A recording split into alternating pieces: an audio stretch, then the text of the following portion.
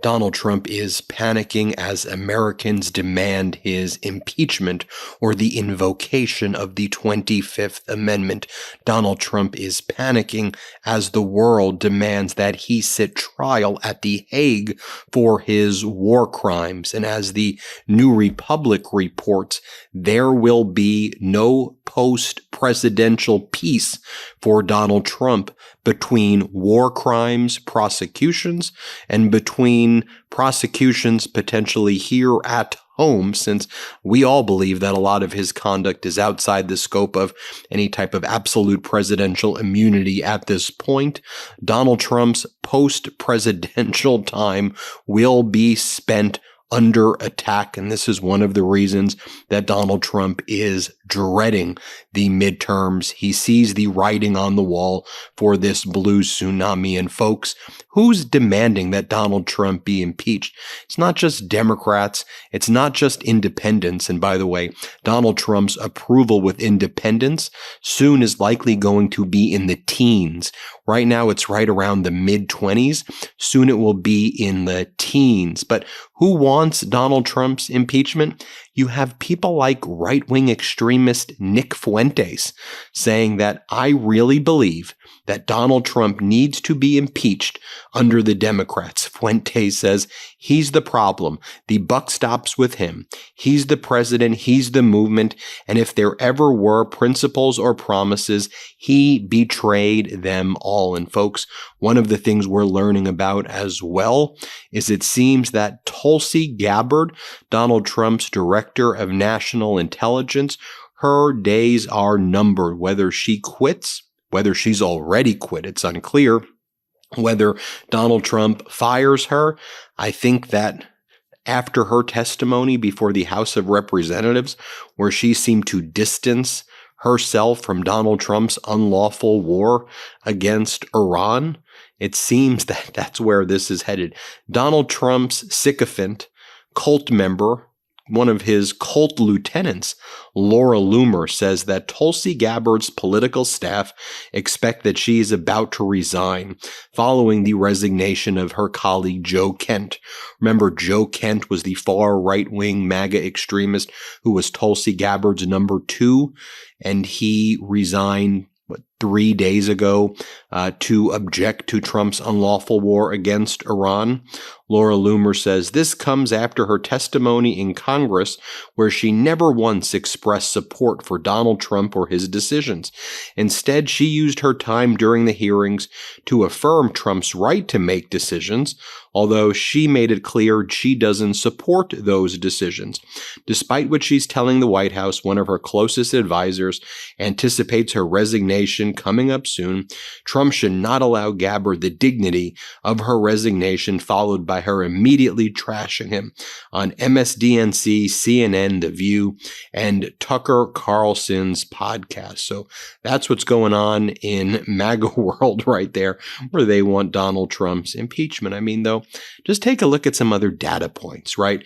I mean, Donald Trump has destroyed the markets. I mean, despite Donald Trump saying the Dow is 50,000, it's not. It dipped to 45,000 yesterday, and he's trashed the Dow, the S&P, the NASDAQ. We're in a jobs recession right now.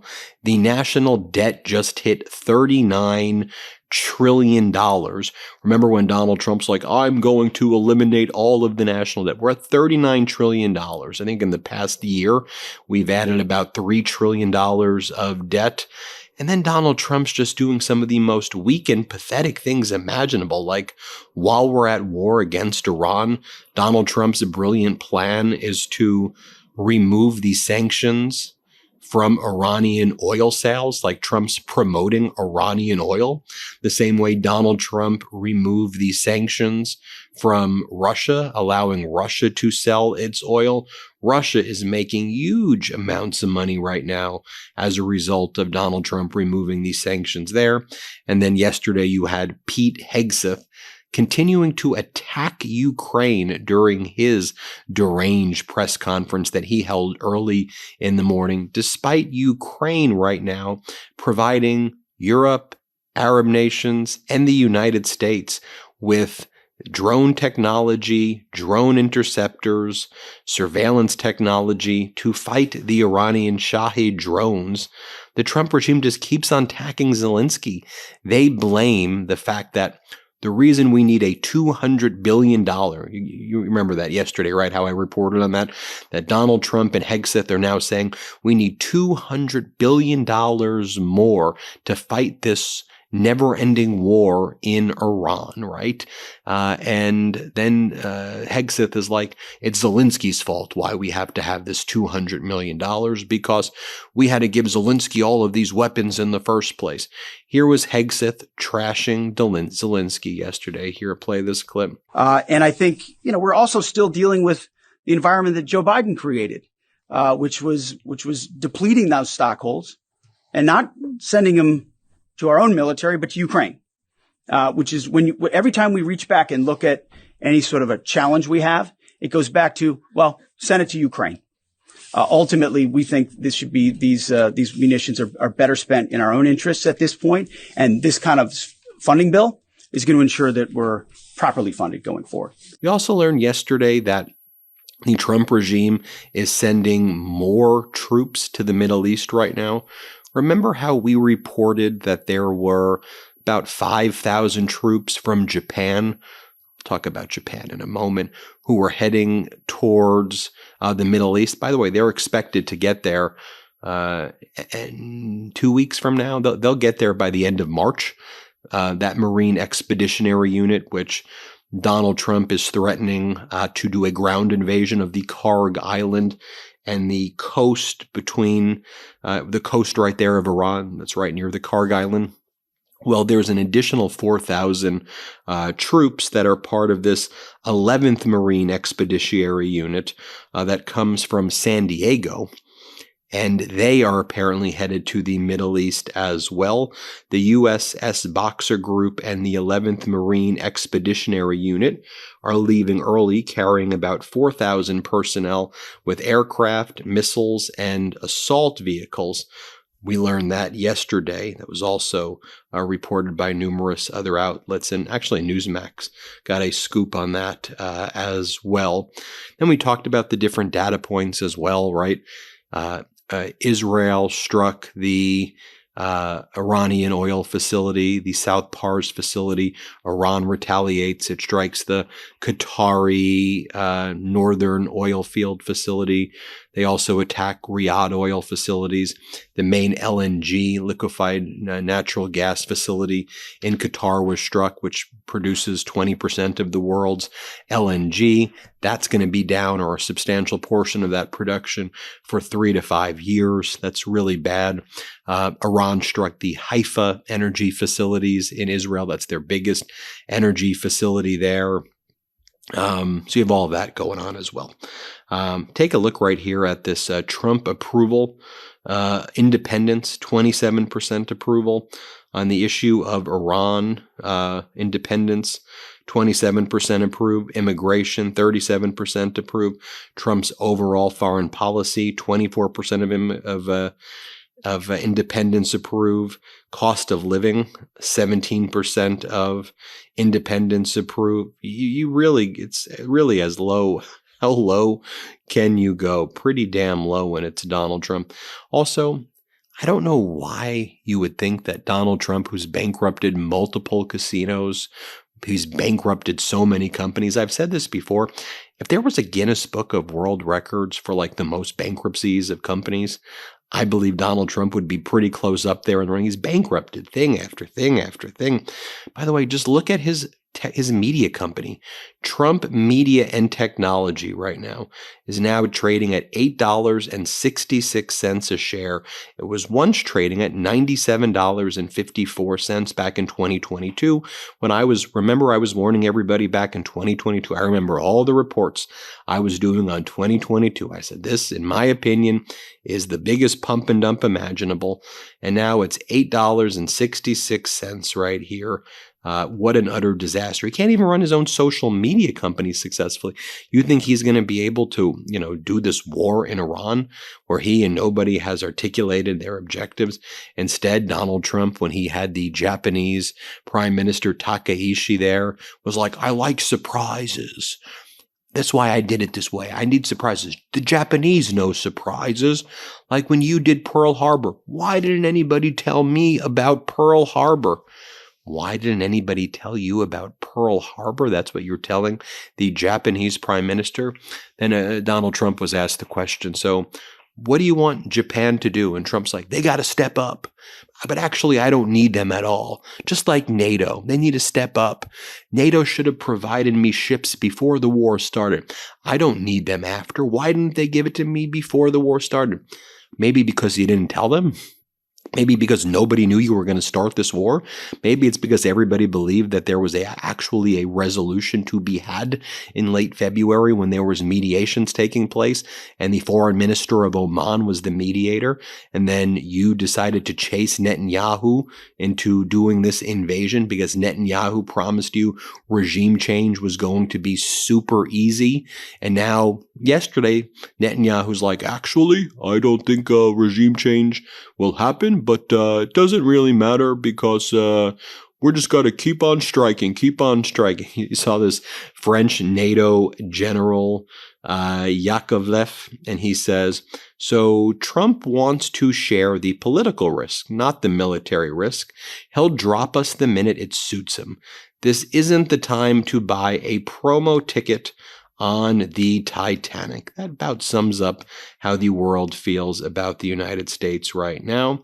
And I'll just share with you what Netanyahu was saying yesterday, where Netanyahu said, Jesus Christ has no advantage over Genghis Khan because if you are strong enough, ruthless enough, and powerful enough, evil will overcome good.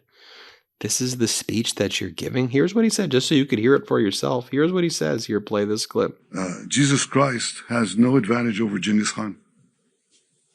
Because if you are strong enough, ruthless enough, powerful enough, evil will overcome good. Aggression will overcome moderation. So you have no choice. If you look at the world as it is today, you have to be blind not to see that the democracies led by the United States have to reassert their will to defend themselves and to oppose their enemies in time while there's still time, before the jarring gong of danger wakes them up and wakes them up too late. This is where we are now. The fact that people don't see that, the fact that a lot of the news media are harking on a lot of fake news, but also a lot of short-sightedness, and do not see the historic period and the historic struggle that we are engaged in now.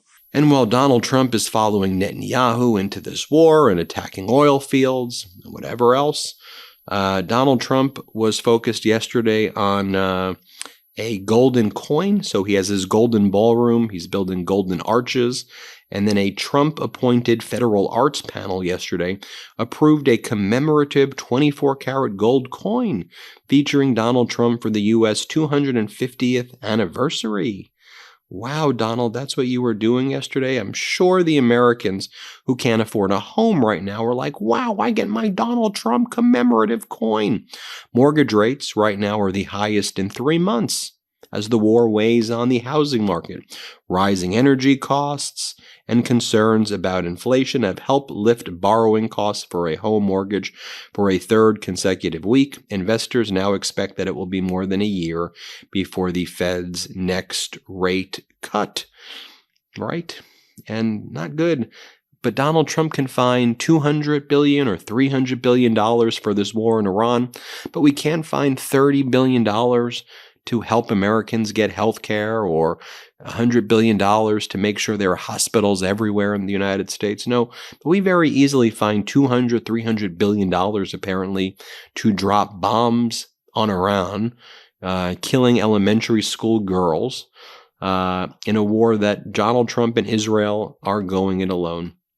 Finally, I want to share this analysis with you as well. Well, first, the Economist cover Operation Blind Fury. I call it Operation Epstein Fury, or the Jeffrey Epstein War.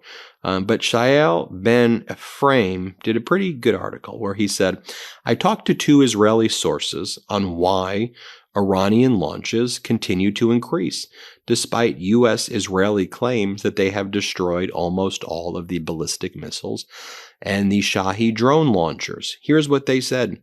Remember when Donald Trump and Israel were saying that there's a 90 to 95% drop in volume? Not happening. Remember CENTCOM said that? It said that was probably a temporary lull as Iran was just repositioning its remaining launchers into hardened sites. Independent satellite analysis suggests that a significant portion of the 80% destruction claimed by the IDF actually hit high-fidelity decoys. You know what a high-fidelity decoy is? Not actual launchers. Basically chalk, so that when you see the overhead view, it looked like launchers. And so Israel and the United States were essentially bombing chalk and then saying that's how 80 to 90% of the ballistic missile capability of Iran was wiped out. And how do we know that their capability hasn't been wiped out? Because they've been escalating and they've been increasing their strikes. We see that they're hitting the LNG factory in Qatar and the energy facilities in Haifa, Israel, and the energy factories in Riyadh, Saudi Arabia. I mean, like we see it. We see what we can actually see it right now. As The Economist says, although Donald Trump says he has destroyed 100% of Iran's military capability, that 0% remains. The 0% that remains is sure playing havoc on the global economy. Well, that's for sure right there. I'm going to do another video in about 90 minutes, so make sure you check back. I'm going to focus on what's going on internationally, what French President Emmanuel Macron is saying, what Spain's Prime Minister Pedro Sanchez is saying, what President Zelensky is saying, what the Qatar Prime Minister is saying. I'm going to go through that with you kind of piece by piece because it's very important developments that we need to talk about. In the meantime, hit subscribe. Let's get to 7 million subscribers. Thank you all so much for watching. I appreciate you. I'm grateful for you. I really am. I'm really so grateful for this community. Some days I just wake up and I pinch myself because despite everything, that all the chaos in the world that's going on, just to know that we're fighting this together, me and you, and just this whole pro-democracy community is just special. So thank you from the bottom of my heart. Want to stay plugged in? Become a subscriber to our Substack at MeidasPlus.com. You'll get daily recaps from Ron Filipkowski, ad-free episodes of our podcast, and more exclusive content only available at MeidasPlus.com.